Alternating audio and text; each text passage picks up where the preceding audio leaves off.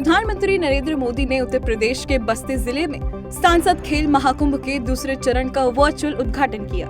इस दौरान पीएम मोदी ने युवाओं को संबोधित करते हुए कहा कि आज बस्ती और अन्य जिलों में खेलों से जुड़े इंफ्रास्ट्रक्चर तैयार किए जा रहे हैं, स्टेडियम और कोच की व्यवस्था की जा रही है। देश भर में 1000 से अधिक खेलो इंडिया डिस्ट्रिक्ट सेंटर बनाए जा रहे हैं। बता दें कि यह खेल महाकुंभ 18 जनवरी से 28 जनवरी तक चलेगा।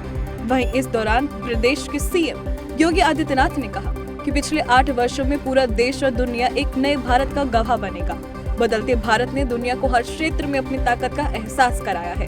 पूरा विश्व स्वीकार करता है कि यह पीएम मोदी के कारण ही भारत ने दुनिया का नेतृत्व करने की क्षमता हासिल की है। पूर्वोत्तर के 3 राज्य त्रिपुरा, नागालैंड और मेघालय के विधानसभा चुनाव को लेकर घोषणा हुई है। मुख्य चुनाव आयुक्त राजीव कुमार ने प्रेस कॉन्फ्रेंस कर चुनावों की तारीखों का ऐलान किया है।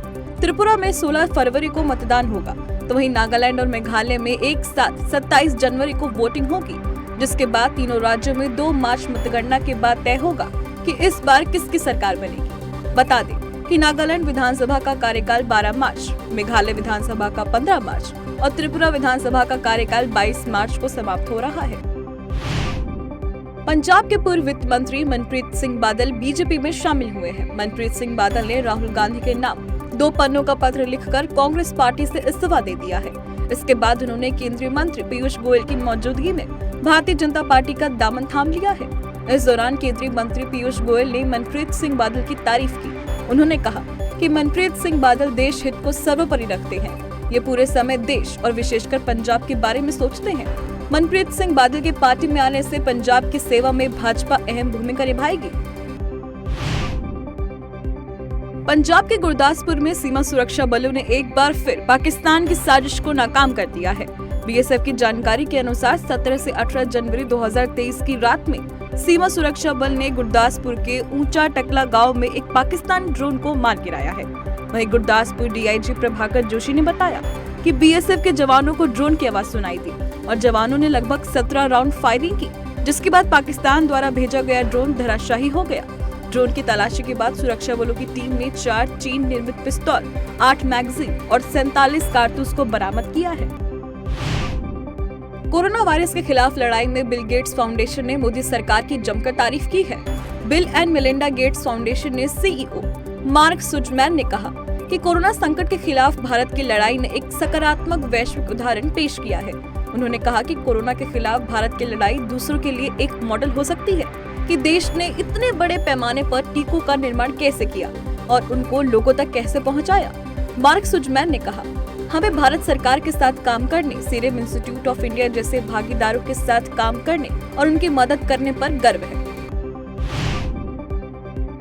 उत्तर भारत में ठंड कम होने का नाम नहीं ले रही है। आने वाले कुछ दिनों में ठंड से राहत मिलने की उम्मीद की जा रही थी, लेकिन ऐसा होने की संभावना कम है। दरअसल मौसम विभाग के माने तो अभी लोगों को और भीषण सर्दी का सामना करना पड़ सकता है। मौसम विभाग ने बताया कि अगले हफ्ते उत्तर पश्चिम भारत में हवाओं के साथ हल्की से मध्यम बारिश हो सकती है। मौसम विभाग के अनुसार हिमाचल प्रदेश और उत्तराखंड के ऊंचे इलाकों में बर्फबारी हो सकती है। इससे उत्तर भारत का पारा और गिर सकता है और पहाड़ों पर हो रही बर्फबारी का असर मैदानी इलाकों में दिखने को मिल रहा है। पाकिस्तान अर्थव्यवस्था के सबसे बुरे दौर से गुजर रहा है। पाकिस्तान दक्षिण एशिया की सबसे कमजोर अर्थव्यवस्था वाला देश बन गया है। विश्व बैंक की ग्लोबल इकोनॉमी प्रोस्पेक्टस की रिपोर्ट के अनुसार दक्षिण एशियाई देशों में पाकिस्तान की अर्थव्यवस्था सबसे खस्ता हालत में है। इसके साथ ही विश्व बैंक ने चालू वर्ष के दौरान पाकिस्तान की आर्थिक वृद्धि दर 2% तक धीमी रहने का अनुमान जताया है और इस वर्ष लंबे समय तक चलने वाली मंदी की ओर भी इशारा किया है। रिपोर्ट में कहा गया है कि पाकिस्तान की अर्थव्यवस्था न सिर्फ गिर रही है, बल्कि वह क्षेत्रीय विकास दर को भी नीचे ले जा रही है। अफगानिस्तान में शरिया कानून की आड़ में तालिबानी क्रूरता लगातार बढ़ती जा रही है। तालिबान ने कंधार के अहमद शाही स्टेडियम में डकैती और समलैंगिक संबंध के आरोपी 9 लोगों को सार्वजनिक रूप से कोड़े मारे और इनमें से 4 लोगों के सरेआम हाथ काट दिए। घटना के वक्त स्टेडियम में तालिबान के अधिकारी, धार्मिक मौलवी, बुजुर्ग और स्थानीय लोग मौजूद थे। तालिबान की क्रूरता का अंदाजा इसी बात से लगाया जा सकता है कि पिछले साल उसने 7 दिसंबर को फरहा प्रांत में सरेआम एक व्यक्ति को फांसी पर चढ़ा दिया था। आर्थिक रूप से बदहाल पाकिस्तान को जल्द ही एक बड़ा झटका लग सकता है। पाकिस्तान से मुख्य गैर नाटो सहयोगी देश का दर्जा छिन सकता है। एक अमेरिकी सांसद ने प्रतिनिधि सभा में विधेयक पेश किया है। इसमें पाकिस्तान का प्रमुख गैर नाटो सहयोगी देश का दर्जा खत्म होने की मांग की गई है। विधेयक में कहा गया कि पाकिस्तान को इस तरह का दर्जा देने के लिए उसे कुछ शर्तों के साथ राष्ट्रपति से सालाना प्रामाणिकता की जरूरत होगी। रिपब्लिकन सांसद एंडी बिक्स ने यह विधेयक पेश किया है। मौजूदा विधेयक से पता चलता है कि अमेरिकी संसद में आतंकवाद को पनाह देने के लिए पाकिस्तान के खिलाफ कितना गुस्सा है। रूस से युद्ध के बीच यूक्रेन की राजधानी कीव में हेलीकॉप्टर क्रैश हो गया। इस हादसे में लगभग 18 लोगों की मौत हो गई है। इसमें यूक्रेन के गृह मंत्री डेनिस की भी जान गई है। बीबीसी की रिपोर्ट के अनुसार दुर्घटना में यूक्रेन के आंतरिक मंत्री के डिप्टी और एक अन्य अधिकारी की भी जान गई है। हेलीकॉप्टर क्रैश हादसा छोटे बच्चे की देखभाल करने वाले एक सेंटर के पास हुआ है। नेशनल पुलिस के हेड इगोर ने कहा, फिलहाल 2 बच्चों सहित कुल 18 लोगों के मारे जाने की खबर है। असम के पुलिस महानिदेशक ज्योति महंत ने कहा कि राज्य सरकार ने कट्टरपंथ के खतरे को कम करने के लिए छोटे मदरसों को बड़े मदरसों में शामिल करने का फैसला किया है। डीजीपी ज्योति महंत ने पत्रकार वार्ता में कहा कि असम में मुसलमानों की अच्छी खासी आबादी है और कट्टरपंथ को बढ़ावा देने वाली गतिविधियां आमतौर पर छोटे मदरसों में की जाती हैं। महंत ने कहा कि 50 से कम छात्रों वाले मदरसों को बड़े मदरसों में मर्ज किया जाएगा, तो वहीं ऐसे 100 से अधिक मदरसों को अन्य मदरसों में मिला दिया गया है। साथ ही कहा कि मदरसों की संख्या कम करने की यह कोशिश कट्टरपंथ से निपटने का एक प्रयास है।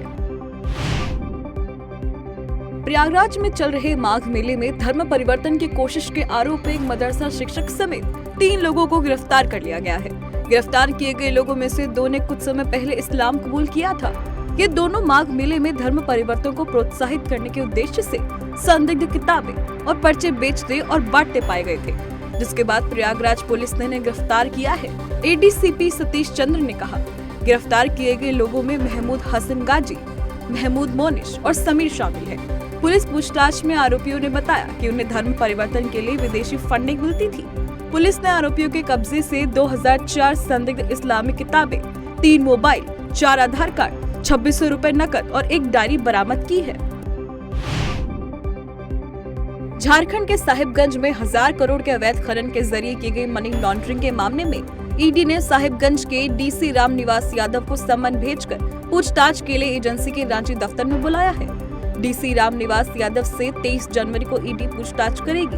साहिबगंज डीसी के रूप में रामनिवास यादव की तैनाती वर्ष 2020 में हुई थी।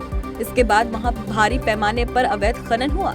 ईडी ने यह भी खुलासा किया कि बीते 2-2.5 सालों में साहिबगंज में अवैध खनन के जरिए 100 करोड़ की अवैध कमाई की गई। उत्तर प्रदेश की जेलों में बंद कैदी अब गीता का ज्ञान भी ले सकेंगे। यूपी सरकार द्वारा कैदियों के लिए केंद्रीय कारागार आगरा में गीता बैंक की स्थापना की गई है। इस गीता बैंक में श्रीमद् भगवत गीता की 100 प्रतियां रखी गई हैं। डीआईजी कारागार आगरा राधाकृष्ण मिश्रा ने बताया कि कैदियों को नैतिक, चारित्रिक, बौद्धिक और सांस्कृतिक विकास के लिए जेल प्रशासन की ओर से कई काम किए जा रहे हैं। कैदियों के नैतिक और चारित्रिक उत्थान के साथ ही धर्म और न्याय की स्थापना में गीता ज्ञान बहुत उपयोगी साबित होगा। इसी सोच के साथ भारतीय चरित्र निर्माण संस्थान के सहयोग से केंद्रीय कारागार आगरा में गीता बैंक की स्थापना की गई है। वैश्विक चुनौतियों के बीच भारत लगातार नए बाजार की तलाश कर रहा है और इस दिशा में सफलता भी नजर आ रही है। यही कारण है कि ब्राजील, जर्मनी, नीदरलैंड जैसे देश भारत के पहले 10 निर्यातक देशों की सूची में शामिल हो गए हैं। वाणिज्य व उद्योग मंत्रालय के अनुसार चालू वित्त वर्ष में अप्रैल-दिसंबर के दौरान ब्राजील को निर्यात के पिछले वित्त वर्ष की समान अवधि की तुलना में 63.62%, तो नीदरलैंड को निर्यात में 68.86% की बढ़ोतरी हो रही है।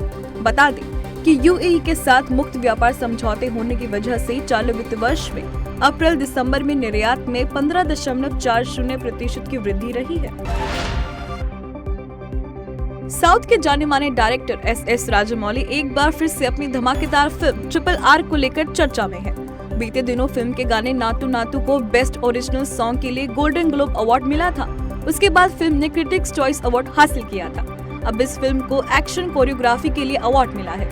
दरअसल फिल्म RRR को सिएटल क्रिटिक्स अवार्ड से नवाजा गया है। इसके साथ ही सिएटल क्रिटिक्स अवार्ड के द्वारा आधिकारिक ट्विटर हैंडल पर इसकी जानकारी भी साझा की गई है। साल 2022 में सबसे ज्यादा चर्चा बटोरने वाली फिल्म द कश्मीर फाइल्स एक बार फिर थिएटर में रिलीज होने जा रही है।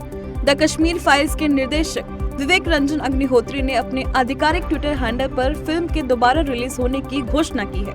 फिल्म का पोस्टर शेयर करते हुए उन्होंने कहा, द कश्मीर फाइल्स 19 जनवरी को कश्मीरी हिंदू नरसंहार दिवस पर दोबारा रिलीज होगी। फिल्म को दोबारा रिलीज करने की वजह अभिनेता एक्टर अनुपम खेर ने साफ की है। उन्होंने ट्विटर पर जानकारी शेयर करते हुए कहा कि लोगों की डिमांड पर इस फिल्म को फिर से रिलीज किया जा रहा है।